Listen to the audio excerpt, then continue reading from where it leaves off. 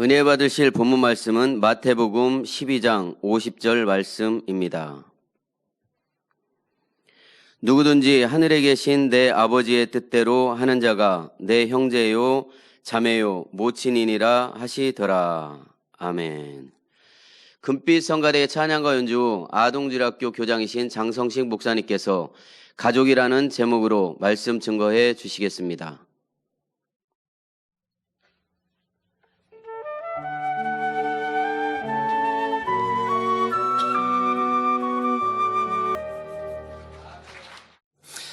할렐루야, 사랑하는 성도 여러분, 요즘은 따뜻하고 포근한 것이 더욱 생각나는 계절이 되었습니다.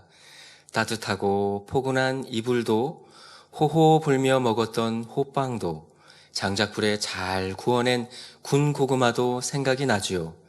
그런데 우리가 사용하는 단어 중에서도 따뜻함과 포근함을 느끼게 하는 단어들이 있습니다. 사랑, 나눔, 이해, 용서 등 많은 단어가 있지만 그 중에서도 가족이라는 단어는 우리에게 따뜻함과 포근함, 그리고 용기와 든든함을 느끼게 하는 단어이지요. 오늘은 가족이라는 제목으로 함께 은혜를 나누도록 하겠습니다. 가족의 사전적 의미는 주로 부부를 중심으로 한 친족 관계에 있는 사람들의 집단 또는 그 구성원, 혼인, 혈연, 입양 등으로 이루어진다고 정의합니다. 그렇다면 성경에서는 가족을 어떻게 정의하고 있을까요? 마태복음 12장 50절에 누구든지 하늘에 계신 내 아버지의 뜻대로 하는 자가 내 형제요, 자매요, 모친이니라 라고 예수님께서 말씀하셨습니다. 바로 하나님의 말씀대로 행하며 살아가는 믿음의 성도들이 내 형제요, 자매요, 모친이며 가족인 것입니다. 하나님께서 사람을 창조하신 목적은 참된 사랑을 주고받을 수 있는 참 자녀를 얻기 위함이지요. 그런데 이 땅에 태어난 모든 사람들이 참 자녀가 될 수 있는 것은 아닙니다. 인간 경작을 통해서 하나님의 뜻대로 행하는 자가 되었을 때라야 비로소 참 자녀가 되는 것이죠. 이 시간엔 하나님께서 원하시는 참된 가족은 어떤 것인지를 살펴보므로 모두가 주님 안에서 아름다운 가족이 되시기를 기원드립니다. 그럼 먼저 두 가족의 모습을 살펴보겠습니다. 첫 번째 가족입니다. 처음엔 아버지가 작은 가게를 운영하였는데 매사에 성실하고 장사 수완도 좋아 점점 가게를 넓히고 확장하여 큰 가게 여러 개를 운영하게 되었습니다. 그러다 보니 큰 부자가 되었고 아내와 자녀들은 행복했지요. 마음껏 원하는 것들을 먹고 사고 누릴 수 있었습니다. 그러던 어느 날 믿었던 직원들이 배신하여 전 재산을 가지고 도망가 버렸습니다. 하루아침에 빚더미에 앉게 되었지요. 아버지는 너무도 놀라고 마음에 큰 상처를 받게 되어 일어날 힘조차 없었습니다. 그러나 아내와 자녀들을 생각하니 다시금 정신을 차리고 힘을 내어 이 어려운 상황을 해결하고자 백방으로 알아보며 최선을 다해 노력했지요. 그런데 뜻대로 되지는 않았습니다. 하루 종일 수고하고 어깨가 축 늘어진 채 터덜터덜 집으로 돌아왔는데 아내가 말합니다. 여보, 당신 도대체 어떻게 했길래 일이 이 지경이 된 거예요? 이제 어떻게 할 거예요? 당신 때문에 우리 집이 전부 망했는데 이제 어떻게 할 거냐고요? 당신이 해결 못하면 나 더 이상 당신하고 살 수 없어요 하며 성난 목소리로 다그칩니다. 큰아들은 아빠, 나 아빠 때문에 참 많이 힘들어요. 이제 그 많은 빚을 내가 갚아야 할 것 같아서 나 이 집에서 더 이상 살지 못하겠어요. 저 독립하겠습니다. 앞으로 저한테 연락하지 마세요 하며 집을 나갔지요. 또 한 자녀는 아빠, 나 아빠 때문에 창피해서 학교에 못 나가겠어요. 나 학교 안 갈래요. 하며 방으로 들어가 방문을 쾅 하고 닫습니다. 이럴 때 아버지의 마음은 어떨까요? 가족에 대한 믿음도 다시 일어서고자 하는 소망도 가족을 위한 사랑도 산산이 무너질 것입니다. 이번엔 두 번째 가족입니다. 이 가족도 첫 번째 가족과 마찬가지로 어려운 상황이었습니다. 하루 종일 수고하고도 아무런 성과 없이 어깨가 축 늘어진 채 터덜터덜 집으로 돌아온 남편을 본 아내가 말합니다. 여보, 일은 어떻게 됐어요? 잘 해결되었어요? 그러자 남편은 푹 숙인 고개를 들지 못합니다. 가족들에게 너무 미안하기 때문이죠. 아내는 남편의 축 늘어진 팔을 잡으며 여보, 오늘도 수고했어요. 어서 들어오세요. 식사는 하셨어요? 내가 맛있게 밥을 차려드릴 테니까 어서 옷 갈아입고 씻으세요. 그러자 안에 있던 자녀들이 나와서 아버지를 반기며 말합니다. 아버지, 오늘도 수고 많으셨지요? 제가 열심히 아르바이트를 해서 돈을 좀 모았어요. 큰 돈은 아니지만 아버지께서 필요한 곳에 써주세요. 그리고 저도 이제부터는 우리 가족을 위해 더 열심히 일해서 빚을 빨리 갚을 수 있도록 노력할게요. 아버지, 저도 있으니까 힘내세요. 그러자 옆에 있던 막내도 말합니다. 아빠, 저도 지금까지 모은 저금통을 열었어요. 돈이 이만큼이나 있어요. 이 돈 아빠가 다 쓰세요. 라고 하며 7만 5천 원을 아빠의 손에 꼭 쥐어드립니다. 그리고 이어서 말합니다. 아빠, 나 학교에 가서 공부도 열심히 했고 친구들과도 사이좋게 잘 지냈고 방 청소도 깨끗이 잘해서 선생님께 칭찬받았고 엄마한테도 칭찬받았어요. 앞으로 내가 더 잘할 테니까 아무 걱정 마시고 힘내세요. 우리 아빠 최고! 우리 아빠 화이팅! 하며 활짝 웃는 얼굴로 폴짝폴짝 뜁니다. 이러한 막내의 재롱에 온 가족이 한바탕 크게 웃습니다. 이런 모습을 본 아버지는 다시금 힘과 용기를 얻게 되지요. 가족에 대한 믿음과 신뢰가 더 굳건해졌고 다시 일어설 수 있다는 소망도 더 커졌습니다. 무엇보다도 힘들고 어려운 이때에 가정에 힘이 되고자 함께 마음을 모아준 가족들의 사랑이 아버지에게는 큰 힘과 위로가 되었지요. 사랑하는 성도 여러분, 여러분은 이 두 가족 중에 어떤 가족이 참된 가족이라고 생각하십니까? 당연히 두 번째 가족이죠. 하나님께서 원하시는 가족은 믿음과 소망과 사랑으로 하나가 되는 가족인 것입니다. 아버지 하나님의 자녀들은 항상 믿음, 소망, 사랑을 가지고 살아가야 합니다. 그렇지 않으면 세상 사람과 다를 바 없이 힘든 삶을 살 수밖에 없지요.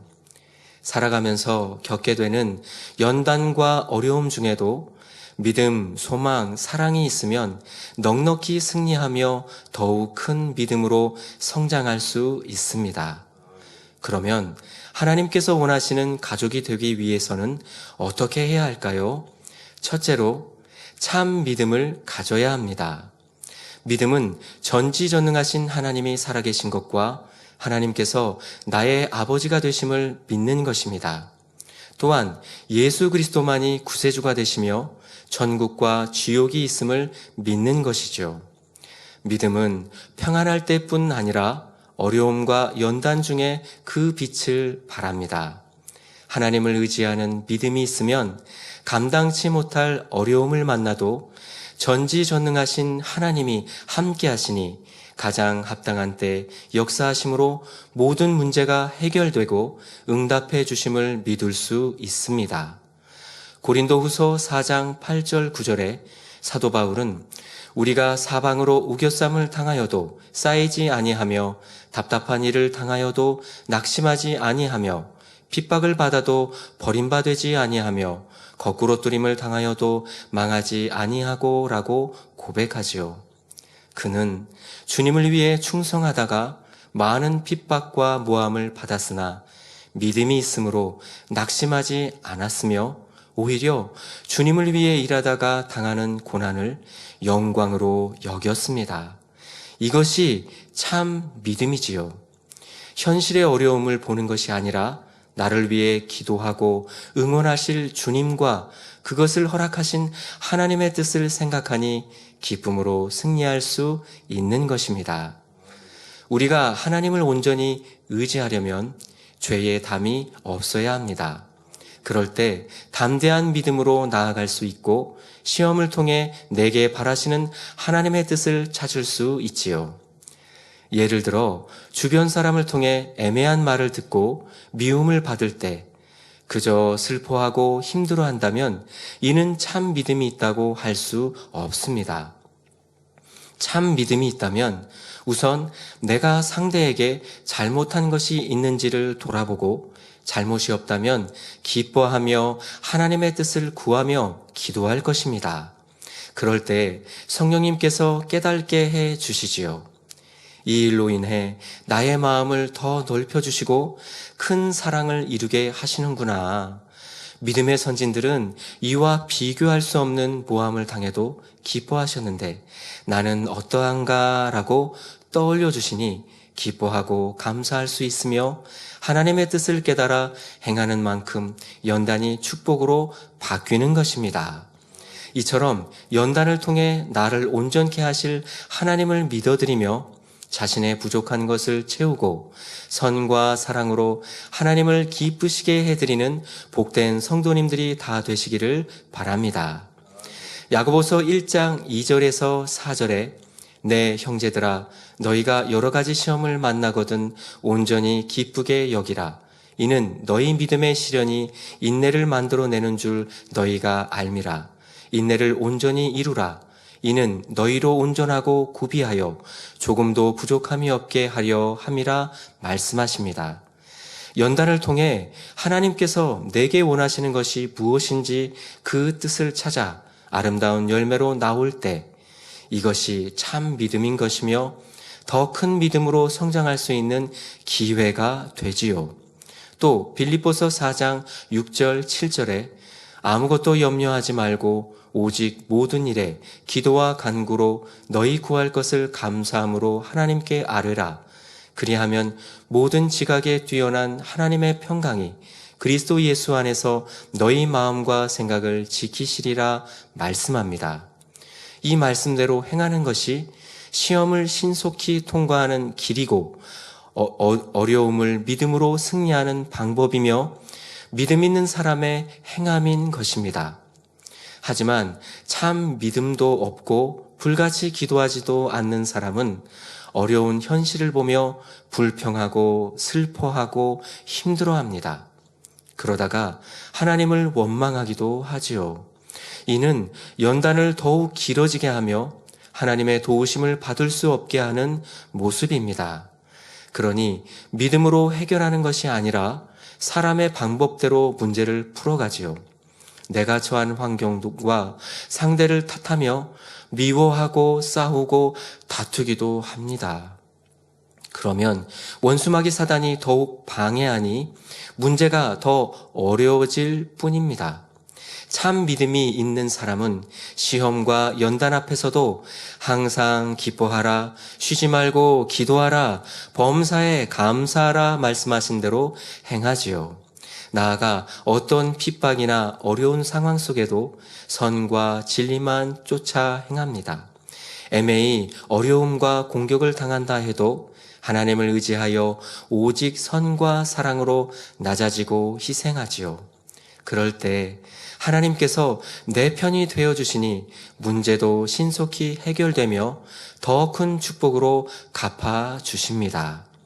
그러므로 베드로전서 2장 19절 20절에 애매히 고난을 받아도 하나님을 생각함으로 슬픔을 참으면 이는 아름다우나 죄가 있어 매를 맞고 참으면 무슨 칭찬이 있으리요.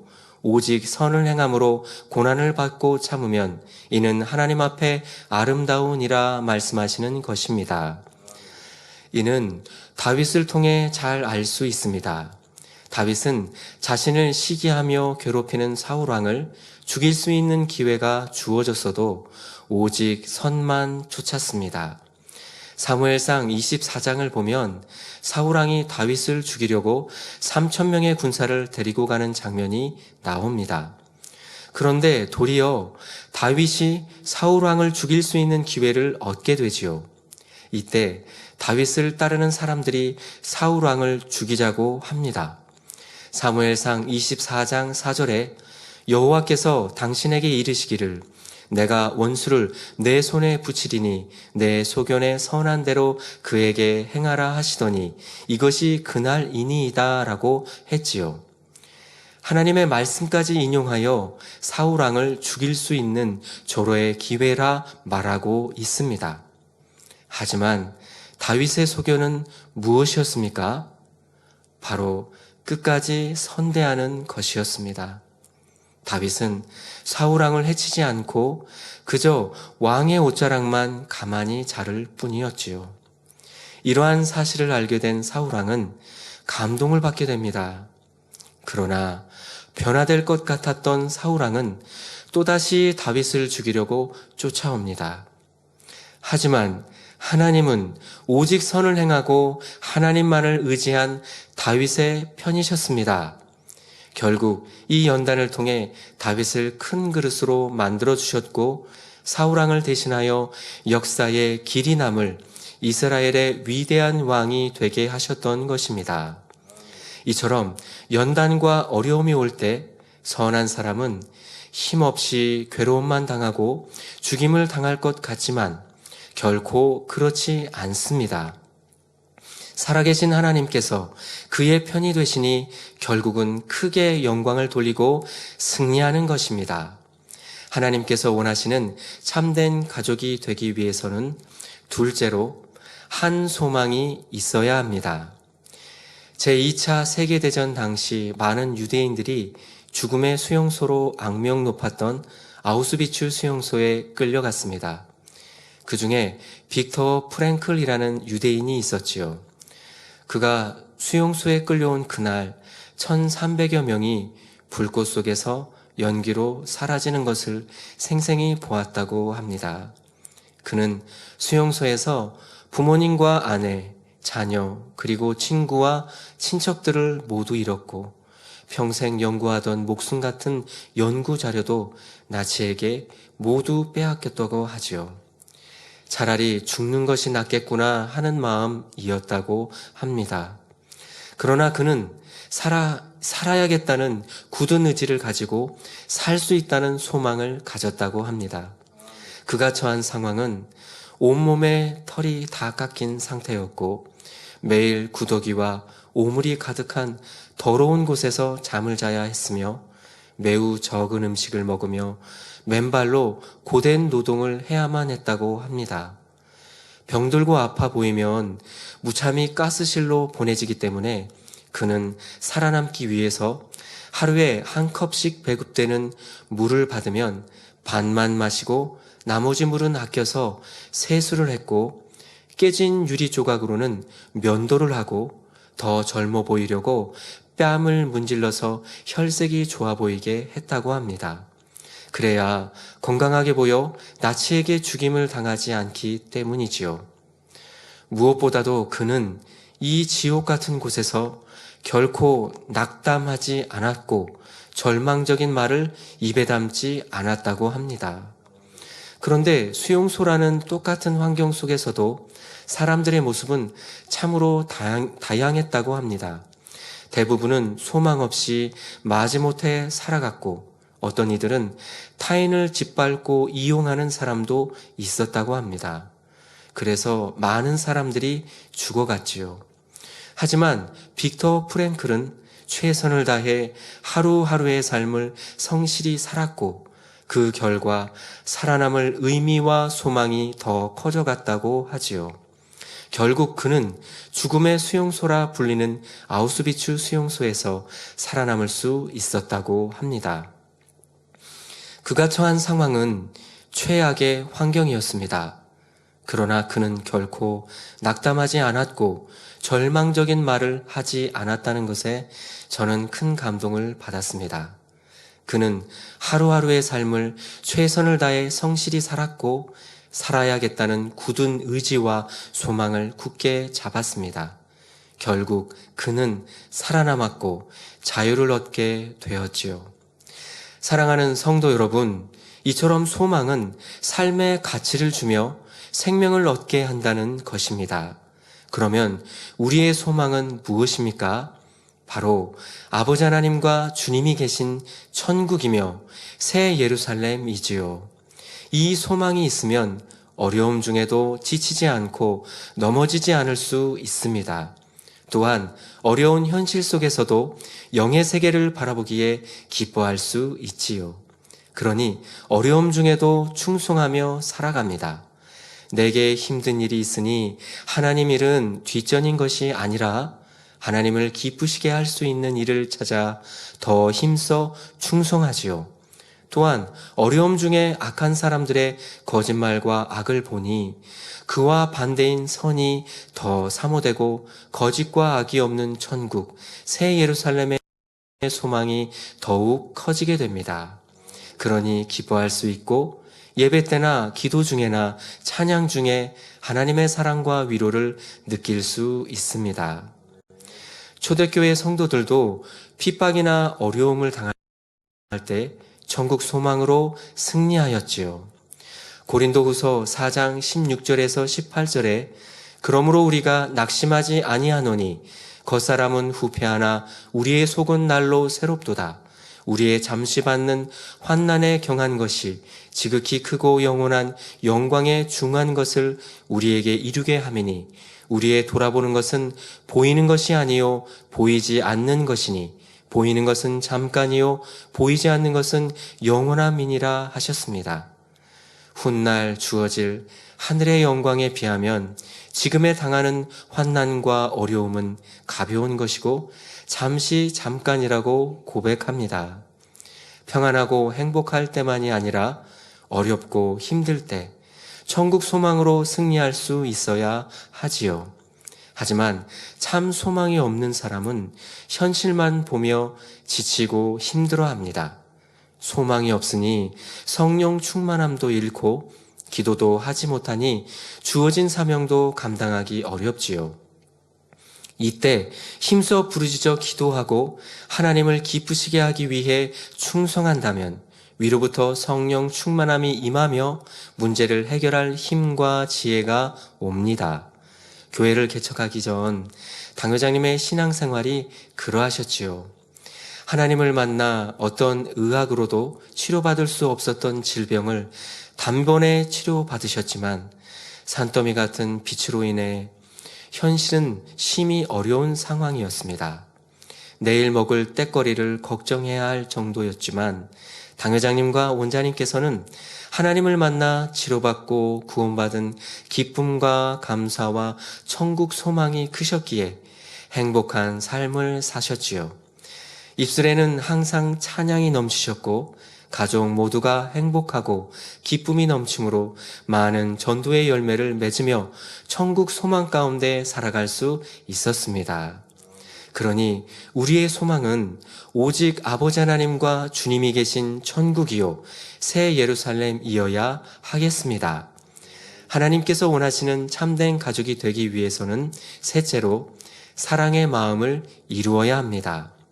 로마서 5장 8절에 보면 우리가 아직 죄인 되었을 때에 그리스도께서 우리를 위하여 죽으심으로 하나님께서 우리에게 대한 자기의 사랑을 확증하셨느니라 했습니다. 우리가 죄 가운데 빠져 영원한 사망의 길로 갈 수밖에 없을 때 하나님께서는 우리를 구원하시기 위해 독생자 예수님을 화목제물로 내어주셨고 주님은 우리를 위해 기꺼이 십자가의 물과 피를 흘려주셨지요. 이처럼 참 사랑은 자기의 가장 소중한 것도 내어주는 사랑입니다. 하나님은 우리에게 가장 소중하신 독생자를 내어주셨고 주님은 생명을 내어주셨지요. 그러니 우리도 빌립보서 2장 5절에 너희 안에 이 마음을 품으라 곧 그리스도 예수의 마음이니 하심과 같이 아버지 하나님과 주님의 마음을 닮아 우리에게 가장 소중한 것을 아버지 하나님께 드릴 수 있는 참 사랑의 사람들이 되시기를 바랍니다. 우리가 이 사랑을 중심에서 깨닫는다면 우리의 삶은 변화될 수밖에 없습니다. 내게 주신 그 사랑에 보답하여 하나님의 뜻대로 살아가게 되지요. 어찌하든 내 속에 있는 죄성, 악성, 독성들을 버리고 변화되어 거룩한 하나님의 참 자녀가 되기를 사모하며 영원한 천국 새 예루살렘을 소망하게 됩니다. 또한 그 사랑에 감사하여 내가 받은 은혜와 사랑을 다른 많은 사람들에게 전하게 되지요. 그러면 우리가 어떻게 해야 사랑의 마음을 이룰 수 있을까요? 첫째로 남을 나보다 낮게 여겨야 합니다. 빌립보서 2장 3절에 아무 일에든지 다툼이나 허영으로 하지 말고 오직 겸손한 마음으로 각각 자기보다 남을 낮게 여기고 하셨고, 또 마태복음 18장 10절에는 삼가 이 소자 중에 하나도 업심여기지 말라.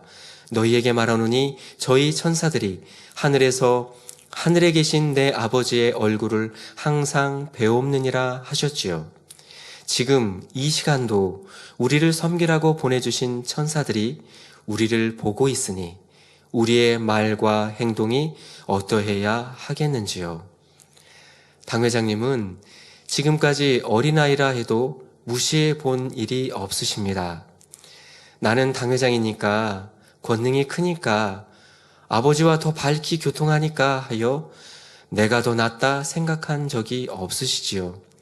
이제 막 들어온 전도사님이 설교한다 할지라도 말씀에 경청하며 신령과 진정으로 예배드리셨고 어린 소자의 의견이라도 무시하지 않으셨습니다. 상대에게 배울 것을 찾아 배우고자 하는 마음으로 모든 사람을 대하셨지요. 그러면 우리들은 어떠합니까? 동력자들이나 맡겨주신 영혼들을 나보다 더 낮게 여기는 마음으로 대하며 섬기는 마음으로 대하시는지요? 내가 믿음의 분량이 앞서니까 저 사람보다 직분이 높으니까 내가 더 열심내고 더 오랫동안 일꾼이었고 전도나 신방도 많이 하니까 하며 상대를 무시하고 내 의견을 고집한다면 이는 사랑이 아닙니다. 사랑은 자랑하지 않고 교만하지 않습니다. 상대를 무시하지 않고 무례히 행하지 않지요.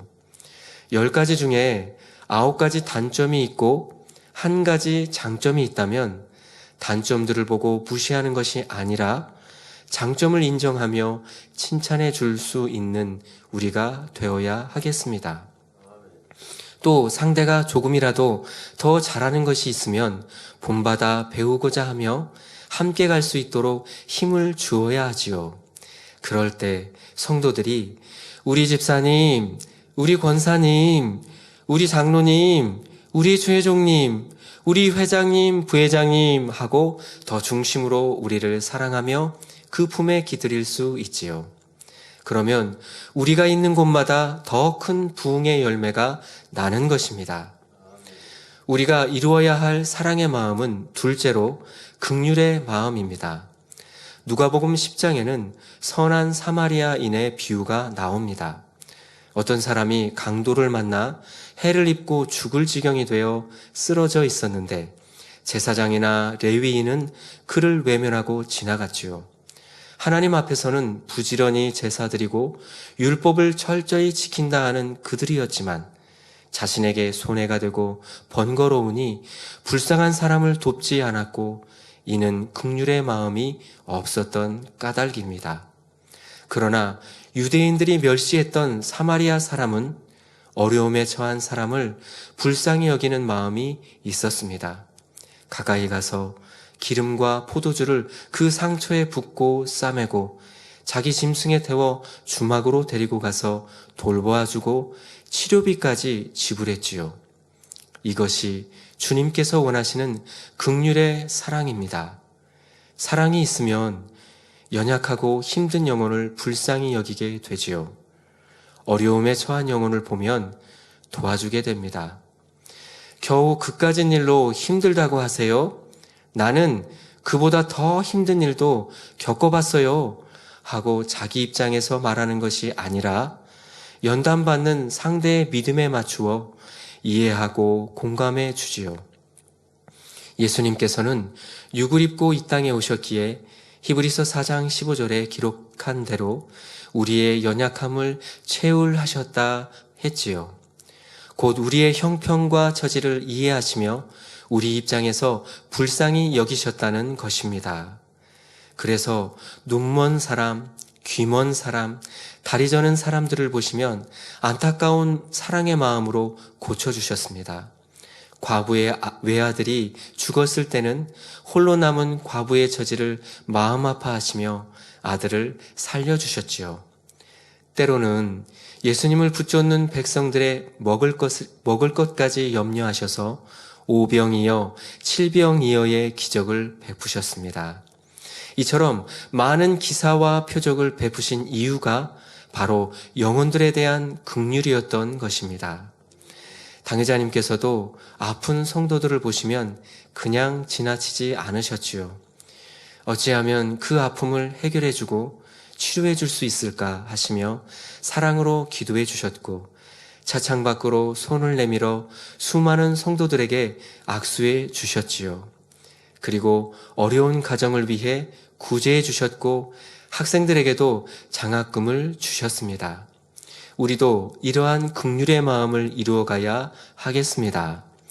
우리가 이루어야 할 사랑의 마음, 셋째로 모든 것을 내어주는 마음입니다. 예수님께서는 이 땅에서 사역하실 때 참으로 바쁜 삶을 사셨습니다. 3년이라는 짧은 시간 동안 이 땅에서의 모든 사역을 마치셔야 하니 하루하루의 삶이 얼마나 바쁘셨겠습니까? 유대로 갈릴리로 주변의 이방 지역까지도 부지런히 다니시며 복음을 전하셨지요. 영혼들이 몰려들 때는 말씀을 가르치시고 병자들을 고치시느라 잡수시고 주무실 시간도 부족하셨지요. 그렇게 진액을 다해 3년을 보내시고도 이제 내 할 바를 다 했다 하신 것이 아니었습니다. 끝내는 십자가에 달려 생명까지 내어주셨고 물과 피를 다 쏟아주셨지요. 마지막 순간까지 모든 것을 다 내어주신 것입니다. 지금도 주님은 쉬지 않으십니다. 아무것도 드시지 않고 인생들을 위해 중보기도를 하시며 또 우리를 위해 각 사람의 처소를 예비하고 계시지요. 이렇게 모든 것을 주시고 또 내어주시는 것이 우리 주님의 사랑의 마음입니다. 우리에게도 이 사랑의 마음을 이루기 원하시는 것이죠. 사랑한다면 상대를 위해 희생할 수 있습니다.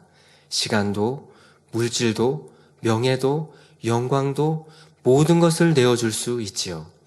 데살로니가전서 2장 8절에 우리가 이같이 너희를 사모하여 하나님의 복음으로만 아니라 우리 목숨까지 너희에게 주기를 즐겨함은 너희가 우리의 사랑하는 자 되민이라 하신 대로 목숨까지 내어줄 수 있습니다.